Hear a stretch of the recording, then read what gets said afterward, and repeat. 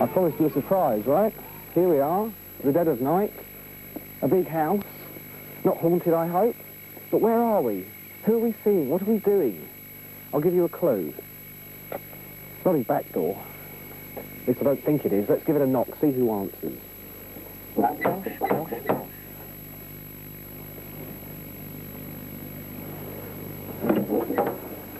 Ah! Tradesman. Ah! Why don't you try knocking at the back door? Ah! Ah. Ah! Aha! Ah! Your back door.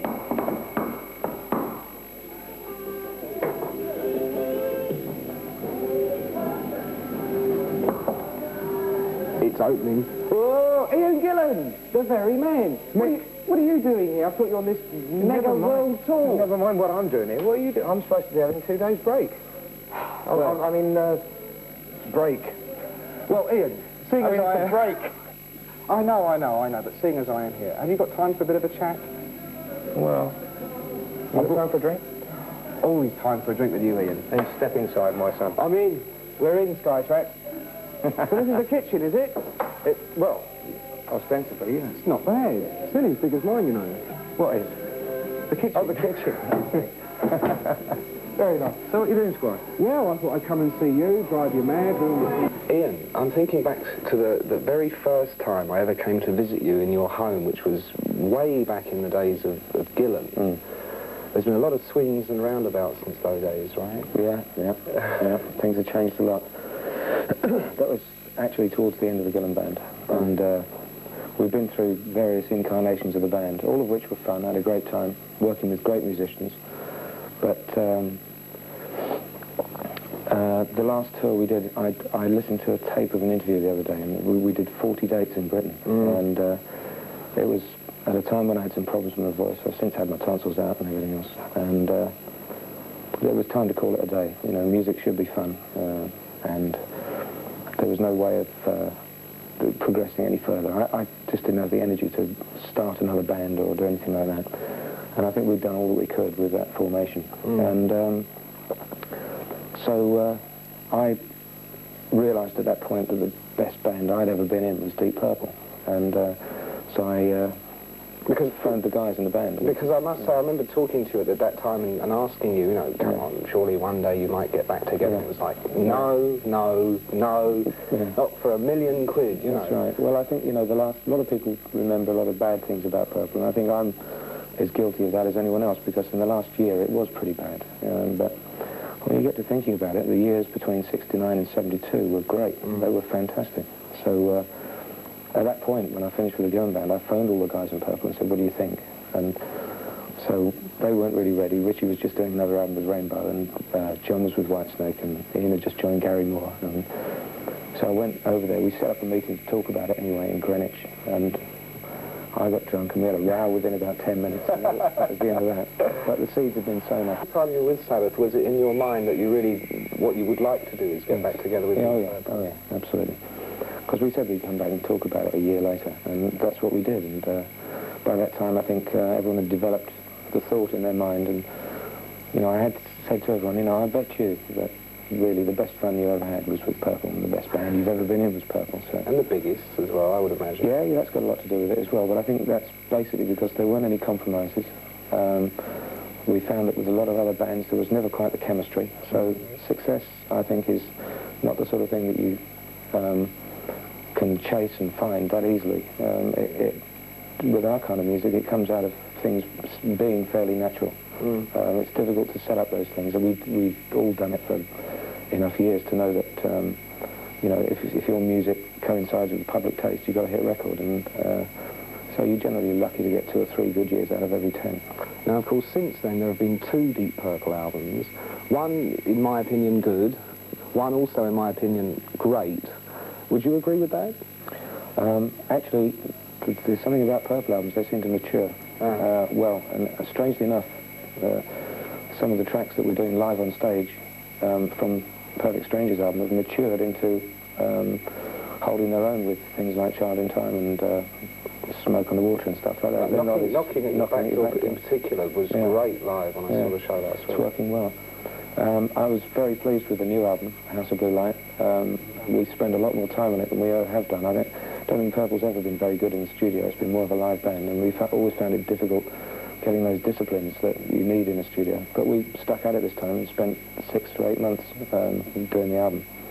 And we rejected an awful lot of material, which is something we haven't done before. Normally, once it's done, that's it. It's on the album. Let's get it out. The first album, Perfect Strangers, when you were actually writing and recording it, deep down inside, did you actually have any doubts that perhaps there might not be a second Deep Purple album? Perhaps once this album was done and you're out on the road, the same old things that broke you up in the first place? No doubts at all. Not a single doubt in my mind. I think it's very... There was a criticism about Perfect Strangers. I forget what it was, but someone once said it was a safe album. And I think I'd agree with that. It was safe. It was... nobody took any risks on the album. We went in and just recorded what came very naturally to our minds.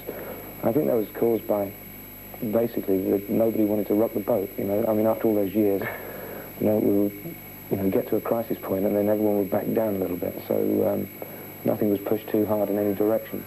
So the music evolved very naturally, as it happens, because we just flowed with the tide. But I think we were a lot more critical with ourselves, I mean, collectively and amongst ourselves. We had a lot more sort of, let's say, heavy debates on this album than we did on the previous one.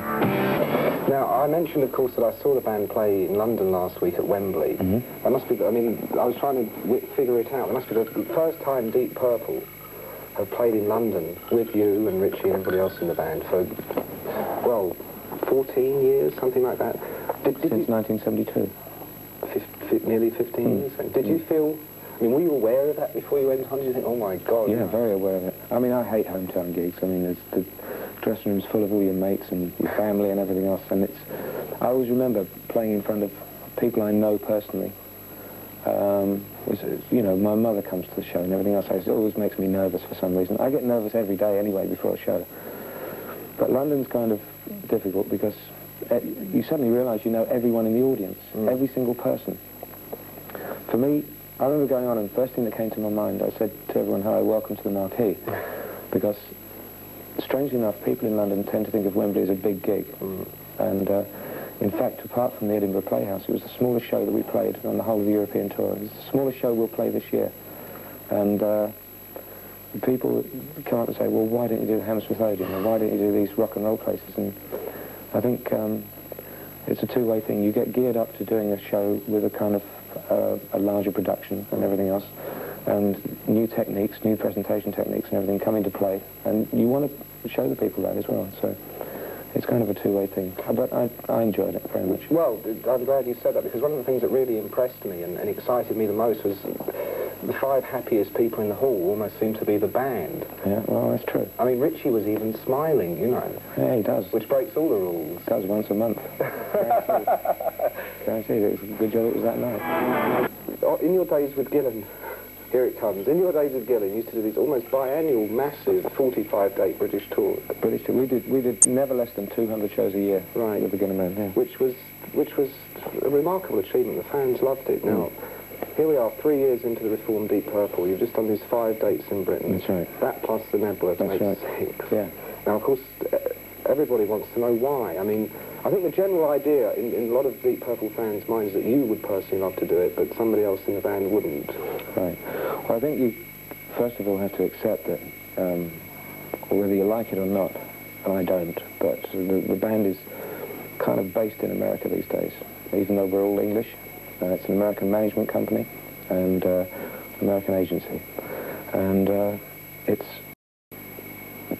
to all the people who seem to deal with the politics and the planning and the economics and everything else of the whole thing, they can't understand how you can play more than 4 or 5 shows in Britain, because the halls are just not right. And they say, well, you know, we're travelling with 6 or 7 artists.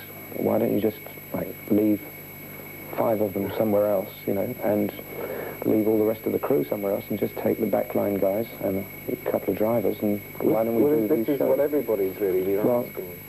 I'd love to do that, and I think that as long as we keep knocking away and pummeling away at the management and the rest of the guys in the band, then I think they'll do it. I think individually they all sort of can see that side of it, but to put it into their perspective, which I have to do. I don't really want to speak for them because I'm constantly noodling them away to do more shows, but I think the only perspective I can see from their point of view is that it has to be put into context with the rest of the world, and you're spending a year on the road. We didn't even do any shows in quite a few of the other European countries. We didn't do any shows at all, for whatever reason. I don't know, probably the same reasons. You do the United States, it's easy. You got every little town has got a 10,000 seater, yes. And you go there and you just truck it, and it's a doddle. And to do a year's tour is, I suppose people like to make it as easy as possible. Sure. But I don't see any arguments. The arguments I won't tolerate are the financial arguments, because everyone says, well, you can't make a profit in Britain. Well, we've all known that for 20 years or more. You know, there's no way you can make a profit at most things you do in England. But that's not really the point. The point is that I think to keep any kind of vitality in what we're doing, we've got to avoid drifting into that dressing room, airport, hotel room right. kind of syndrome. Because then things tend to lose their meaning. I think you've got to come face to face with reality now and again. And if you're going to do it, then it's best to do it in a situation where you understand the culture, the nature of the people who are criticising you, and to face up to them. And I think it's great. I mean, all through your career, you've spent so much time on the road. And when you were outside of Deep Purple with your own band, Gillan, you were always on the road. Albums coming out twice a year and so forth. Do you think there will come wages? Yeah. Do you think though that there will come a time when you will consciously want to stop? I mean, it's been a long time, you know. Well, I don't see it. At the moment, I feel stronger and fitter than I ever have done in my life. I can certainly keep it up a lot longer these days than I ever used to. And I think that the idea that everyone's throwing around is that once you reach a certain age, you've got to stop. I think if I felt that it was becoming embarrassing, or I mean, a lot of people throw around indiscriminate critique just because it's fashionable to do so, and in some cases justified. And I think it could be justified in our case if we didn't bother, and if there wasn't any venom or any anger or reaction to what's going on in the world within our setup, then I think it would be justified. But so long as I can still feel anger and joy and passionately about what we're doing, then I don't see any reason why not. I heard a couple of the guys from UB40 talking on the one TV program I saw the other day. And I thought, well, how would it be if somebody asked me that question, which you're doing now, and you've got the answer? Well, we are honest and sincere about what we're doing. We believe in it 100%. And I don't see any reason why I should ever stop. Sure. That's exactly what the guy said. Is that what you would say? Yeah, and I thought, yeah, but I mean, if I say that, people are going to laugh at it, you know, because they think, well, you know. No, I believe you. You've been saying it too long for me not to believe you. Yeah, I believe you. If I felt that I couldn't, if the power was going, if I felt physically, I think physically would be the first thing. A lot of people lose their voices. My voice is in good shape now. I finally had my tonsils out, and I've gone through this whole tour without a single problem. And I went through the whole of the album recording without any problems at all. I'm able to reach notes that I haven't been able to reach for a long time, and I feel in good shape. Now, in the new Deep Purple video to Call of the Wild, which I think is a great video, am I right in saying that you don't actually appear in it? Well, yes. Let me tell you that this is an idea promoted by those people who develop and design videos. They thought, we certainly hold very strong views on videos. We've done another video called Bad Attitude, which is just a basic black and white and half colour thing. I mean, it's mostly black and white, but I, like a lot of other people, I think, get fed up with seeing people trying to act out lyrics and very poorly present in a visual situation a sort of in-depth view of some very trite and banal lyrics. Not that our lyrics are trite or banal, of course, but it's very difficult for musicians to encapsulate a sort of mini-epic, which I think everyone tries to do, with their songs. So we tend to listen to them. We know that there's a value for videos, and it's the thing which is being considered these days, but I think we always wanted to make sure that we were, at least if we weren't presented right, we weren't presented like horrendously. So we tend to backpedal an awful lot when it comes to being pushed by management and record company on doing a video.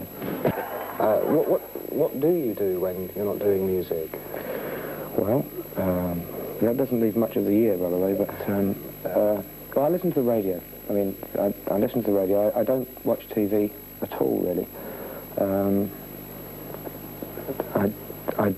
I'm very keen on carpentry. I've got a workshop out there. I'm renovating this house at the moment.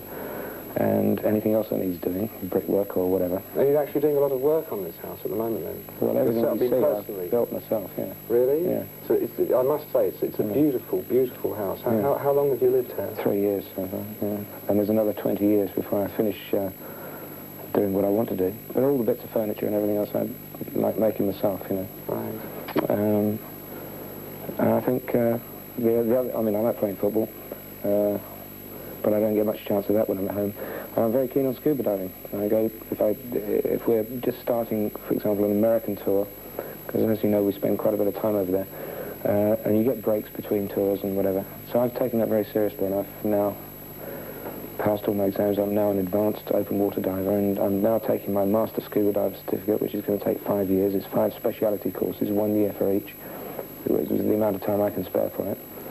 We have to do cave diving, wreck diving, underwater photography, search and rescue. Do all that, though, don't you, really? Else. Well, it's great because I've got a friend who's got a dive operation out there, and I go and actually work on the boat as a dive master, and I'm up at 6, humping tanks onto the boat and everything else. It's great fun, yeah. It sounds like a far more mature attitude than perhaps you had. Yeah, well, it would be, wouldn't it? I mean, well, is this really what keeps the group together now? Being able to say to each other, look, you know, I do need a certain amount of time to do my own thing. Yeah, no one actually says that, but I think there's a kind of understanding that that's what happens now. And if we see an imbalance setting in, if we see somebody, everyone gets problems, personal problems from outside the band can like make the whole thing off balance. They can make it go eccentric, you know. So that's the time when everyone says, well, we should leave him alone for a week or two, you know, because he's had a row with the missus or something like that. So. You know, I suppose an air of tolerance, but at the same time we're just as hungry, I think, as we ever were. But I think, yeah, I think maturity has its advantages. Good words. Ian Gillan, let me wish you lots and lots of luck with the rest of your world tour. Thank you very much for letting us barge in here today. Oh, it's been great. Cheers, mate. Thank you.